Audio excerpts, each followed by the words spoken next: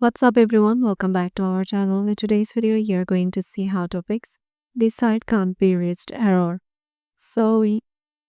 Every one of us just followed this or have suffered this problem that this site can't be reached like this. So whatever we try, how much we try to reload, this can't be solved. So what we need to do is go on our search section, go for control panels.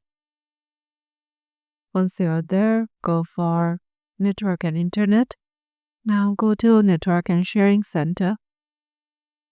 Now just go for your internet connection or Wi-Fi connection that you are currently using. Right click on it. And then you will be in your Wi-Fi status or your properties. So once you're there, what you need to do is go to properties.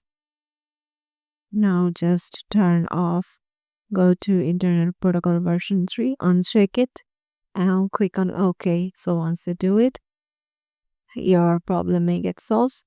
And then what you need to do is just to try to reload the page again. And this might solve your problem. So yeah, this is how you can do it. Hope this video will help you out and we will see you in the next video.